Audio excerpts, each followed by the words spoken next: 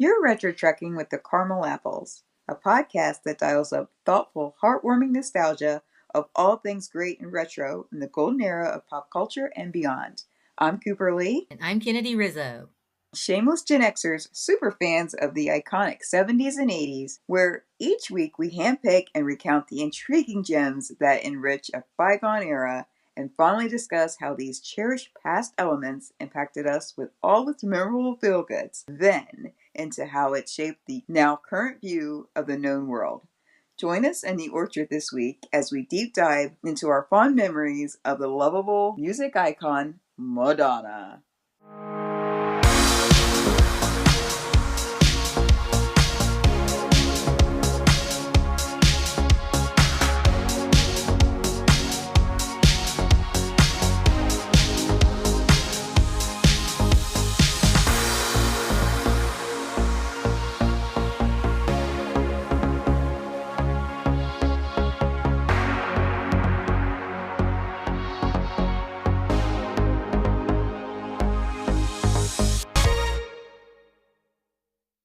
Thank you for tuning in. You can stay connected with the Retro Orchard weekly on X, the Gram, TikTok, and of course swing by our YouTube channel and be sure to visit our official website, retrotrekcaramelapples.com. And before you go, hit subscribe. All right, so that's a nice opener for our interesting retro discussion this week, huh, Cooper Lee? I think so, Kennedy Rizzo. How are you? Doing pretty good, and I am pretty stoked about tackling this subject because we talk about subjects all the time of the 70s and 80s, and this week's discussion is very 80s indeed. Like, there's just no denying how this person is the quintessential facet to the 80s. Yeah, I would agree because all throughout history, and it doesn't matter whatever generation you're in, there's just probably a handful of people that you could look back on in your specific decade of time and go, yes, that was somebody who was at the height of their career or whatever. And our person this week is that. She is definitely one of those. She'd be in the handful that you scoop up. That's right. This week we're hitting up the fond nostalgia of the totally tubular 80s in discussing Yes. Madonna. Madonna. That's right. She is in a class of her own. Fun fact, first Billboard Hot 100 song was Holiday, and that was debuted October 29th of 1983. She has actually earned a total of 58 chart hits, and 38 of those were in the top 10. So, see, we're already coming out swinging this week. So, that right there is what our discussion is going to be focused on. We're going to be looking at her career more and things about how electrifying and how hypnotic her tracks were back in the 80s. So, we're going to just give a brief preview of who Madonna was. There's tons of stuff out there, but she's still in play. Yeah. So if you want that kind of information, if you want that kind of discussion, you'll have to go somewhere else for that. There's probably a billion others that you could find.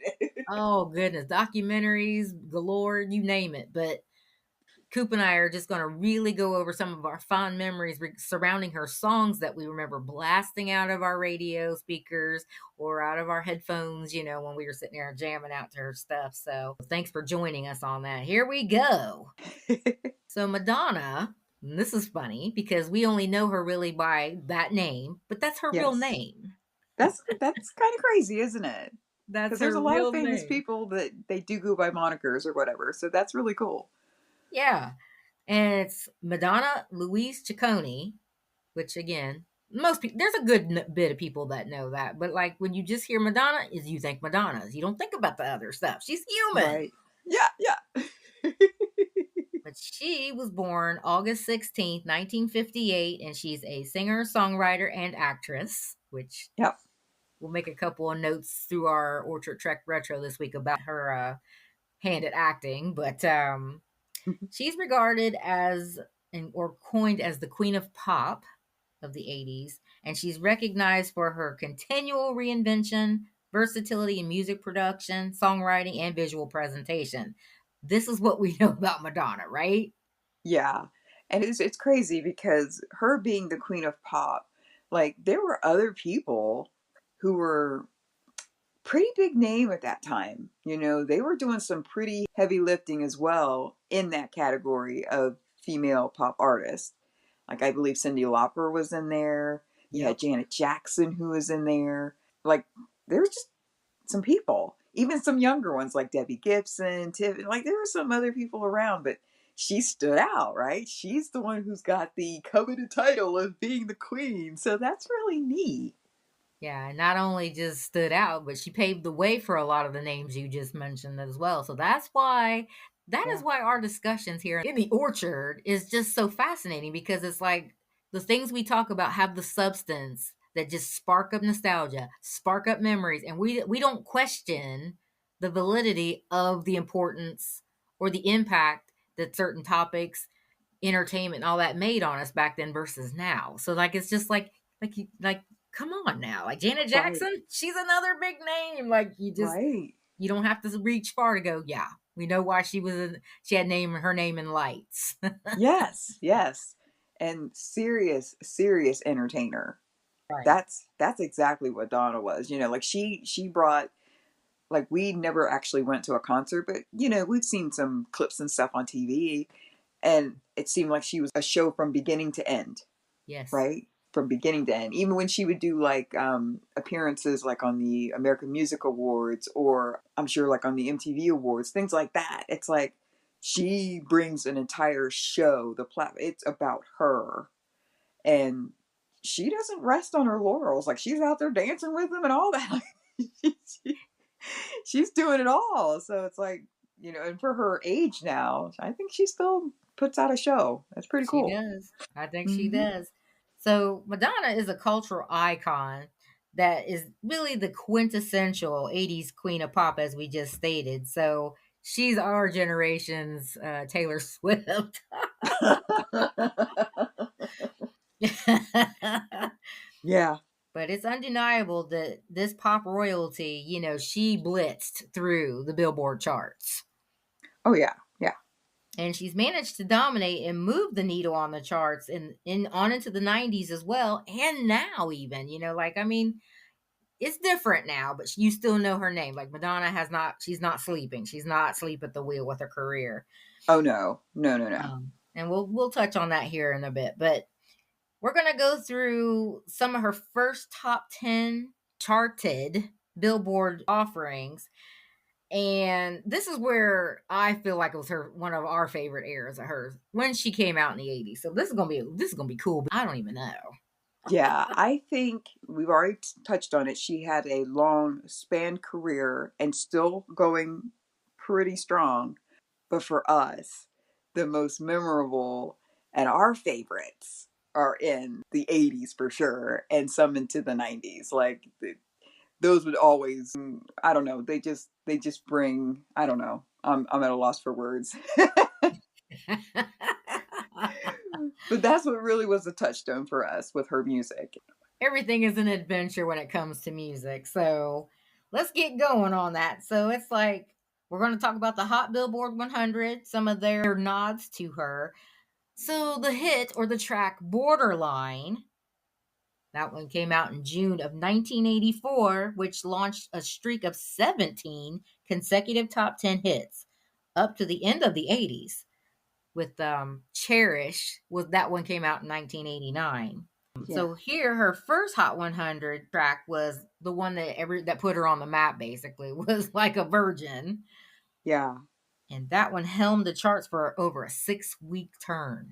6 weeks, huh? That's saying something. That's a lot. It And is. that is one of those songs that everybody knows.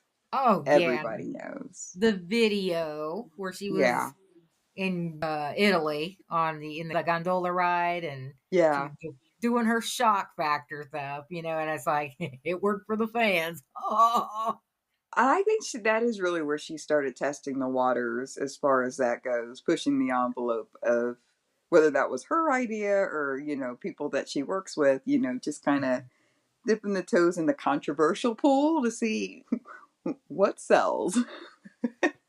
But yeah, that one very memorable. Everybody knows that one. There's other amazing nostalgic jams, and their accompanying videos are Crazy for You, Live to Tell, Papa Don't Preach, Open Your Heart, Who's That Girl, Like a Prayer. And all of those just mentioned reached number one in the 80s. Yes, and we are not confused as to why. No, You no. just rattled off all those tracks, and like seriously, that's what was coming out of our headphones. That's what we heard regularly on the radio, and it was a good time every time you got a chance to listen to these. Yeah. I Oh, yeah. mean, her 80s songs, because this is the era we're still talking about, they were really the soundtrack to a lot of our coming up. Yeah. Oh, Yeah. yeah. Like, so out that group right there, because we're not ballad people. Coop and I were never like huge fans of ballads. No. But Madonna was able to pull off a few ballads that we were like, oh my goodness, that was sweet. Yeah, like Crazy for You. Yeah, Crazy for You, I would say, is probably like in my top 5. I Yeah, love Crazy for You. that song ages like fine wine. It does. It does. And what's crazy interesting too about all of those songs that we just talked about, like Live to Tell, Like a Prayer, Who's That Girl? Like that list of songs, you think about how much her visual aesthetics changed during that time, Mm, right? Like she had longer, almost kind of like reddish hair in some points, and then she was like bleach blonde, short crop, pixie cut, like, and then I think in the Like a Prayer video, her hair was dark and like it was really dark for her and yeah, curly. Like it just, and this is all in the 80s. Like her visual changed a lot, but she was yeah. willing to push the envelope. She was willing to go there. She was willing to do whatever to make the statements that she was making. That's right, and I'm glad you mentioned that, Coop, because we'll be touching a little bit more on that as we go through our Trek Retro this week. But that's a key point because that was part of her strategy, why she stood out and dominated Oh yes, the yes, stage and the music chart. So, all right, now we're gonna jump. Now we've been segued over into the '90s. She was still on fire. yes. We were still listening. Yes. So 4 different tracks in the 90s was she did Vogue, which right now you can hear it right now. you you could hear it. You could see the video. Yes, like it was of its time. It Yep. was. And I've got a Yep. cute little story. I'll make it clip notes. But that was the song that was out hot and heavy when I was in driver's ed.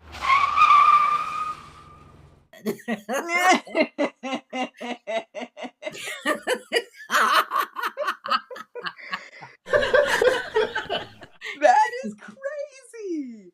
They I played mean, it over and over again. but isn't that nuts? Like Yeah, that song stood out to you, and you were learning to drive, and we are how many decades past? That is, but you could still hear that song now, and it will take you right back to being in the driver's ed car. That is insane. right back. I love I do it. too. Another one, and I think Coop agrees with me. This was one of her more elusive songs, but it was off the hook cool. Oh, Was "Justify My Love."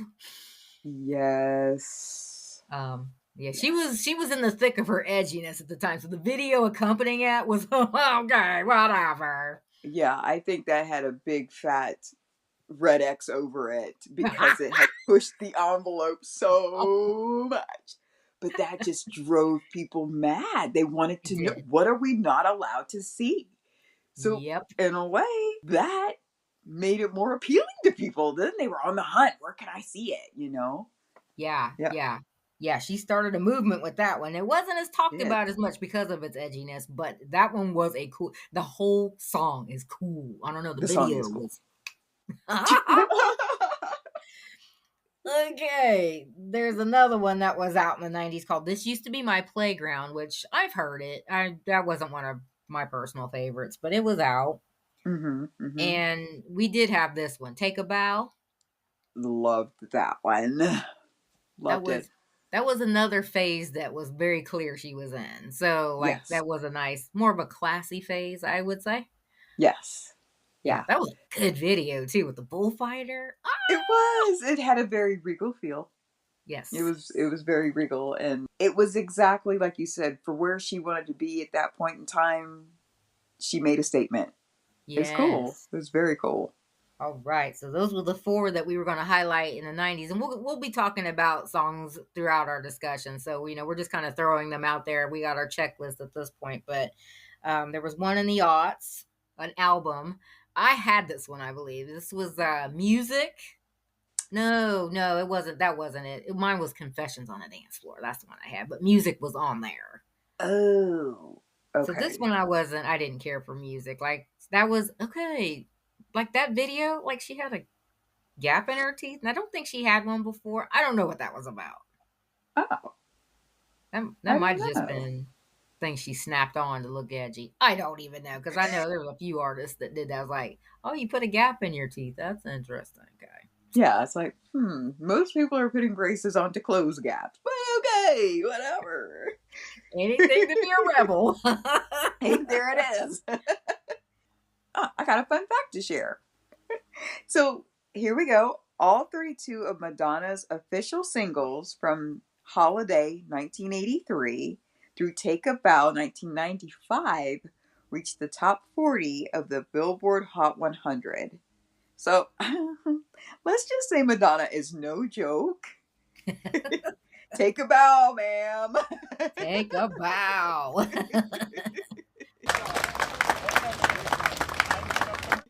Yes. So now that we've got like her actual accolades, some of her accolades listed and out of the way, let's talk about just some of the music. Okay. Um, we literally were fans of a lot of her stuff, and this one was another pretty one that's kind of a ballad, which again, that's just so out of our character. But It is, yeah. Rain in 1993, that was a pretty song. That was a pretty song. That was a Yeah. pretty song. Very intriguing. Yeah. Mm-hmm. Yes, and then there's one, "Oh Father," which was a bit haunting. It was kind of chill. It had a chill about it, especially with the video, what was portrayed in that, and Yeah. you kind of got the idea. But that come out in 1990. That was a not okay song. Yeah. "Don't Cry for Me, Argentina" in 1997. She looked really classy in that whole setup, the video, the movie for Evita. That's right. Yeah, that's right. Because we've already mentioned the fact that she is also an actress. So sometimes you forget about that. Because if you only really seen certain points of their life, that's what you really know. And then you forget that she's had her hand in a lot of different Kool-Aid jars stirring the Kool-Aid, right? She's been doing a lot of different things. So, yeah, she did the acting in that movie as well. Mm-hmm. All right. Well, of course, we started out in the 80s, so this one I hear people even to this day. I don't know if they just heard like an 80s offering on the radio at lunch or something, but maybe it's an earworm for them. I don't know. But Holiday, 1984, I hear people humming this one or singing this one a lot. Yeah, and like you mentioned, we definitely knew this song. You could sing it, but it wasn't like on your top five, right? Like you don't hate it, but it's not one of your favorites. But you Right. definitely know it, and it fits the time period. It really does. And there's Erotica. That was 1992. That was an edgy song too. Okay, so disclaimer: Coop and I did have our edgy. We had our edgy years.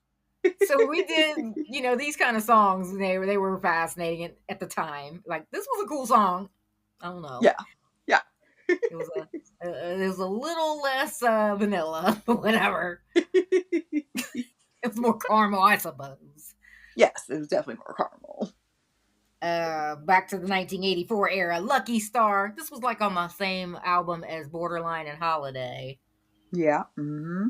So, but this song was actually composed entirely by Madonna herself, and the catchy up tempo and riffs, it come out in the old nursery rhyme, kind of like starlight, star bright. You could kind of hear that, like, oh, like rainbow bright, whatever.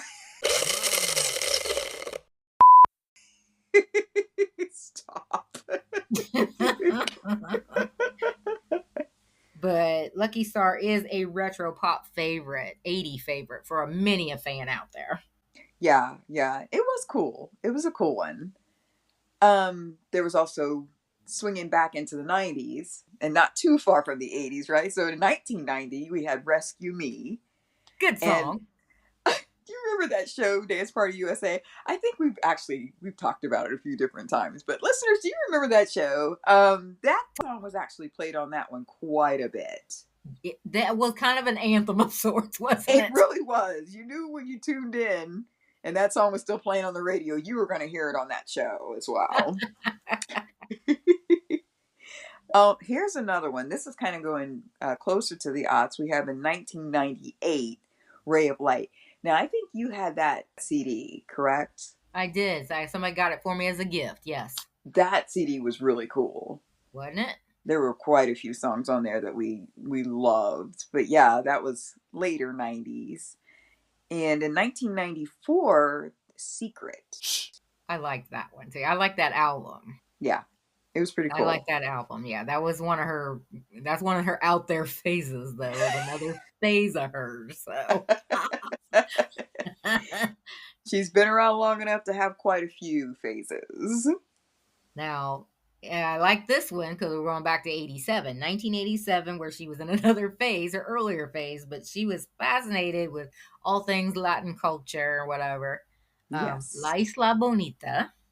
Yeah, that song was awesome. It was. It had its own flavor. Yeah. Yeah. I don't know. I miss songs back then. It's just different now. Yeah, and like you said, they always had the video to accompany them, and a lot of times things just lined up and then it just made sense in your world. You know, you'd hear the song and you're like, yep, the video matches. I love it. It all works well together. Yeah. Yeah. And then now it's just part of your nostalgic memory. Oh my goodness. I miss this. I do too. 1995, there was the song You'll See, which almost had a nice revenge anthem to it, but it was done in a very tasteful way. That's right. That's right. Yeah. All right. And then there's an 1985, Angel, which a lot of people like that one. We remember that one popping out of the speakers. Mm-hmm. Same with Cherish, 1989, which, you know, like she was definitely Madonna, but different from the, like a Virgin Madonna 84 to Cherish. You could tell that she was starting to explore capturing the audience's interests in other ways, you know, because this was a neat video, actually. This was kind of a cool video. It was far different than the gondola ride, so. Yeah. You're right. And how different? 1989. Express Yourself. That's this was on the Vogue album. So this is the blonde ambition. Her hair was short and edgy and everything. I think she started wearing that look in 87 because that's how it was. And Who's That Girl, which we'll get there in a minute. We'll get there in a second. But anyway, Material Girl. I actually like that one from 1985. I like that video and everything. That is just. I know. Yes. Yeah. That has like Marilyn Monroe vibes. I don't know. Like she's just kind of like, hey boys, come on, get me. Yes, yes, and her shiny pink dress, and she's dripping in diamonds. Yes, and they're clamoring for her attention. That's right. She's like, what is a girl to do? Exactly. So chop her hair off and go blonde again. So we're back to Who's That Girl in 1987. That's right. That is one of my favorite movies. That's the guilty pleasure right there. That is a good time. That's definitely, you just pop it in and it's mindless. They do all the work for you and you just enjoy it. We need that too. We need that with the way the world is. It's crazy out there. Yes. You need a break. Even if it's 90 minutes long, you need a break. That's right. Here's another one. True Blue. I love that beautiful album. One. Yeah, that's a good album. Yeah. And that was in 86. So again, the height of our nostalgic decade parameters, right? It's like, she was hitting them. She was hitting them hard. They were like all home runs, pretty much. I think this is the album that Papa Don't Preach and Live to Tell is on. Yeah. I think you're right. Yeah, this Wait, was a Live good to Tell was album. on that one too? Yep, I think so. Awesome. Then this one's a good one too, but this one come off the Who's That Girl album. Song Causing a Commotion in 1987. Uh-huh. I think that was for her, Nikki Finn. I do And remember them playing it in the movie. yeah, yeah. Yeah. And Open Your Heart, 1987. I think that was all around the same era because like her hair was the short blonde. You know, I think she had that pulled back with the cap on. Right. We've already touched on Live to Tell in Yes. 86. That song was written partially for the movie, starring her, and then that was her then hubby, Sean Penn, entitled At Close Range, and found the number one spot, actually, which is That really was a cool. good song. I don't know. That one was like, oh my goodness. Now, I remember that you had the 45, because every now and then we were able to spend, we get a couple of pennies or whatever, we could get an album, not an album, but, the little 45 record. And I remember you got this one. And I think on the flip side, it had a longer version. And it had some different sound effects in it that was like, oh, this is even better than what they play on the radio. Oh it was yeah. awesome. Still, you can listen to it today and still go, this song is bad. Love it. Age is like fine wine. Like seriously, like we were drawn to that kind of stuff back in the 80s. There were some cool jams back then. Absolutely. Oh Yes. my Yes. god. So we're about to tie up our song. We got just a few more to list, but these ones that we're about to list, they actually did find themselves in the number one spot. And they're varied in the years that they came out. But Papa Don't Preach, which that was on the True Blue album, 1986. Justify My Love, that was that one in the 90s. That was just bomb diggity awesome. Vogue, which that one was like a cult classic. Like everybody liked Vogue, like Yeah. everybody liked Vogue. Everybody liked it. Like a Prayer, that's where she was segueing into another phase. Like you said, the video for Like a Prayer, that's where she had the dark curly hair, and Yeah. there were some controversial things that was discussed in that video, which we won't get into, but like that, it put her on the map again. So, Yes, it did. and then in 1995, Take a Bow.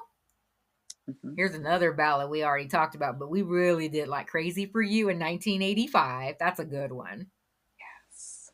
Like a Virgin in 1984 and Get Into the Groove 1985.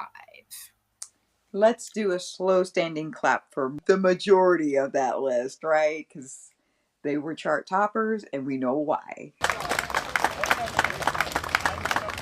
Her stuff was just good. It really was. Yep. I mean, like her presence in the entertainment realm is so broad. Like it's really hard to know what to talk about with her.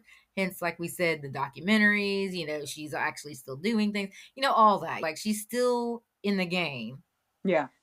But I like that with our decade parameters, our discussions. I love how just her entertainment offerings back in the 80s and 90s, because that's what we're largely talking about, unmatched. Just unmatched. So let's get into that. The 80s and 90s, excuse me.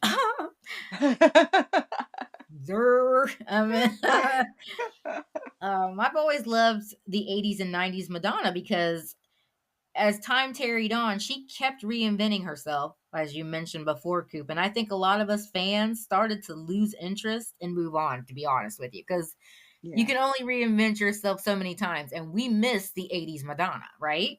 Oh, yeah, absolutely. Yeah. Back then, she was in her glorious prime in regards to, our designated time parameters. So that's just an easy shoe in. But unfortunately, she's far different in so many ways currently. So, like, we admire that she's still in play, but it's just not who we remembered in our retro past. Right. Yes. And Ray of Light probably was the last CD that we really were like, yeah, these songs seem very much what we remembered as being Madonna related, seeming like her. Even with the reinventing, it still seemed like her. But I don't really know too many songs after that. It was like, oh yeah, we like this song, and airplay isn't even as much because there's always someone coming up behind you. That's it. So, And I think it yeah. scares a lot of these stars, that phenomena. It's supposed to happen. It's designed to it's set up that way, but then they're terrified when it does Yes. because they get addicted to the fame and the attention, the adoration while they're at their prime. And then when people decide to get fickle and go find other things and people to entertain them, they can feel it. They Right. really can. They But can. They can. so, like all of us rabid retro buffs, that's the problem for her. She's still in play, but I mean, like, her music from that era, that's what everybody so fondly remembers. She's a product, and her music are a product of the totally tubular 80s. Yeah. So it's cool that she reinvented herself along the way, and she's still trying to hang in there and stuff. But I do think that maybe the Gen X, the original fans, the ones that were dressing like her back in the day, like her desperately seeking Susan days, Yeah. Yeah. What years was that? 84, 85. Was it? Okay. I was going to say it's very 80s, but Yeah, I think that we've all kind of grown up and moved on. I mean, we still like her, she's around, but I mean, it doesn't have the same flavor, it doesn't have the same feel that all that did back then. So she's around, she's still having concerts, she's, selling out shows and stuff, but like even if she's saying old stuff, she's aged, like she's different yeah. and like her reinventing herself. I won't go long on this because it's her prerogative, but Hmm. man, what has she done to herself? Like she looks very 20, almost 2025 now. She's changed things. Yeah. Yeah. She's almost unrecognizable. Hmm. Yeah, Almost. but Um, but we do have to say about the fact that the music that we do love, others loved it as well, and they're very much in the music industry. And she did pave a way for a lot of the up and comings, that still reach back and even look at her example, and then they're using that to move forward. Maybe the same formulas that she used even throughout like concerts, doing tours and things. They probably look at that formula and apply it to someone else now, moving forward. And that's even like someone like Beyonce or Taylor Swift, like you mentioned her before. Like there's people who actually can look at Madonna's example and go, okay, how similar can we get without being that, but how similar can we get to something like that? Because she's been doing it for so long. She's been doing it for a long, long time. yeah, we just mentioned Taylor Swift. I mean, she's in a reign right now. Like there's just it's Yeah, undeniable that she is the top billing everything right now going for the younger generation looking to her for that adoration or whatever. Like right. that's she's that for them. So yeah, I mean, but she took notes out of Madonna's playbook. Absolutely. That's what it is. But because Madonna's a maverick, let's just be honest, okay? Yeah, she is. She's a skillful provocateur, and that was her thing. She was very good at what she did. So, like, yeah, Taylor Swift, like, thank you, ma'am, because like she's riding that pipeline wave right now in the entertainment industry, isn't she? Yes. Oh my goodness. Yeah, next level at this point. But Yeah. I would wonder though, like, if she hadn't caved to the pressures of not wanting to get old. Like Madonna was unique looking. She wasn't conventionally beautiful, but like she had an edginess and a uniqueness about her that really, if she had just let herself, maybe a few subtle tweaks here and there, like like Avita. Like I think she Yeah. would be gorgeous now because I Hmm. think people that weren't conventionally attractive back then are probably considered to be beautiful now. Right. And I think Yes. she'd be in that category, but well, she had other ideas. Yeah. She was willing to dip her whole body into that controversial pool. She went from her toes to that. I mean, like, yeah. Her bounds of pushing the envelope are like endless. Like, she seems to be willing to go wherever. Yeah, And, yeah, no. Like you said, maybe just gracefully aging out would have been interesting to see. that's right. So, yeah, she was all about shocking an audience, that is now, like back then it worked. That was part of her strategy, but now like shock value for any pretty much anything going now is gone. It doesn't exist. So, Yeah. there's just throw that in the basket. People are still trying to play out formulas that worked 3 decades ago. It's different now. Like, people have seen it all, they've done it all, so it's like the Yeah. wannabes, they have to really step up, their game if they want to, because there's just so much noise in the realm of Yeah. entertainment and singing, all that. It's just it's not what it was when we were coming up. So that's kind of like, ah. But when she was in her prime, like she put headbands on the map, crop tops, edgy hosiery and boots. Yeah, Yeah. the fingerless lace gloves. That was the desperately seeking Susan era. Like that in our minds, we're like, man, she is so cool. Who is that? We were too young to dress like her, and Mom wasn't gonna have it, but Right. we still noticed it enough as younger girls, because I think we were in middle school or whatever. We still noticed it and said, that's so cool, right? Oh yeah, so cool. Loved it. I mean, and that you'll still see people now, when they're going reaching back for an 80s feel for something, whether it's in a movie or if it's for a party or something. That might be the quintessential outfit that they have on. It's a Madonna outfit, with, like you said, the lace gloves. That just might be what they have on. It's like, and you know exactly what they're going for. Right, So right. cool. So we really have enjoyed our discussion about Madonna, but real quick before we end this week, what are your top 3 favorites, any era, of Madonna's films, Coop? Films? Yeah, or not, sorry, not films. We didn't even really touch on that, but like, what is that? Who's That Girl? Desperately Seeking Susan, Evita. Yeah. She was in some stuff. She was cool in those. She was, but Who's That Girl will probably always be the best as far Love as that hers movie. go. That's cool. Yeah. And the song. Yeah. Oh Okay. yeah, Is that one of your absolutely. 3? No, I wouldn't say so. I love it. That might have been in my top 5, but if I'm picking 3, I would say Live to Tell is one of them. Crazy for You is another one. And she did. Am I just picking out of the 80s? Nope, any era. Okay. I did love bedtime stories. That But was a good one. And the one she did where it was I Want You with Massive Attack. that was it. That's the Oh! song. I couldn't think of it. That's it. That is it. Thank you. Okay. And I Want You, and she did that with Massive Attack.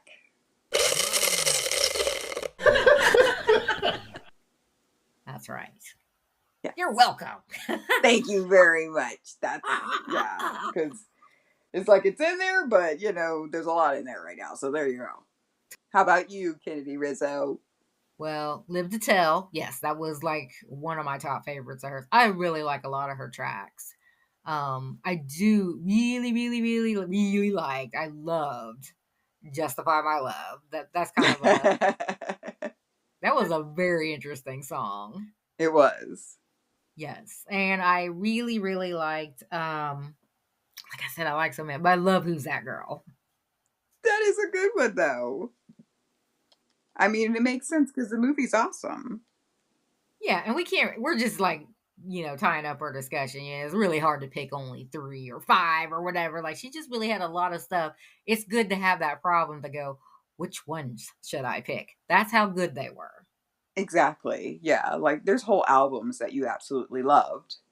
So, yeah. Yeah. Like you said, we're just trying to put a nice bow on this. Which I think we've done a pretty good job of, okay? Yes. So, neon green and pink. That's right. So what we got out of our discussion this week talking about Madonna was that she literally was such an icon and incredibly driven. So the 80s Madonna will always be the absolute best Madonna. Anything and everything she said and did back then really was awesome. Love what you heard on this week's episode? Well, the answer is simple. Tune into future treks into the Orchard Archives. Meet up with us here next week. Same time, same place at the Sweet Spot. See you next week.